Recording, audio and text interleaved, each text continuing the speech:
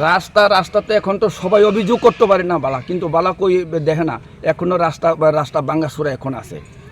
Talcum দিয়া উপরে শুধু লেপাইয়ে দিতে আছে। আমাদের এই যে রংমালার যে এত বছর ধরে আমরা সড়কটা নষ্ট হয়ে গেছে, এটা পাওয়ার পরে কয়েকজন সিপিএমের ইয়ারা বাহিনীরা এইখানে টাকা নিয়ে খেয়ে আমাদের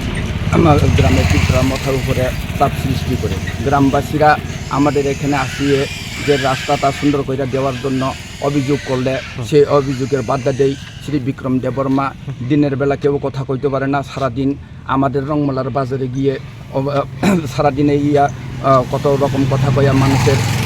চমকাইছে, কথা বলার জন্য কেউ সুযোগ পাইছিলাম না, যার জন্য আজকে আমাদের এই এলাকারবাসী রাস্তা বালার জন্য চাইছিলাম, কিন্তু সে রাস্তা অভিযোগ করতে কেউ পারছিলাম না। শ্রী বিক্রম দেববর্মা দু একজন আসলো, তাদের সঙ্গে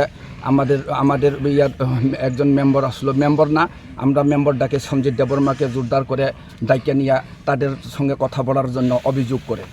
এখন সঞ্জিত দেববর্মাকে জিজ্ঞাসা করলে সঞ্জিত দেববর্মা কয় আমি কিছু জানি না, আমাকে শুধু লগে থাকতে বলছিলেন, সে লগে গেছিলেন, এতটুকুই আমাদের এই নাম্বার ওয়ার্ড প্রথম থেকে তকসাপাড়া রুট সে রাস্তাটা এখন 3 নাম্বার রাস্তা পর্যন্ত, 3 নাম্বার বলতে তকসাপাড়া রুট রাস্তা পর্যন্ত যাইয়া শেষ হইব। এখন সে অভিযোগের কিন্তু অনেক রকম কথা কইয়া এখন দরবার করতে আছে, সে রাস্তা অভিযোগ আমরা করতে পারিনি, কারণ এখনও একজন আসলো রামনগরের রামনগরের বিরাজ কুমার দেববর্মা এখানে আগে সিপিএমের নেতা ছিল, এখনও সিপিএমের হয়ে এখন আমাদের এখানে বাধা বিঘ্ন কইরা সে অভিযোগটা। কিন্তু আজকে আমি চাই বিক্রম যতটুকু করছে মানুষের দোষ দিছে, সে দোষটা আজকে নিজের আবার অভিযোগ কইরা ফিরা নিতে হবে, নাইলে বিক্রম দেববর্মারে আমরা এখান থেকে কত কিছু কথা বলতে পারবো।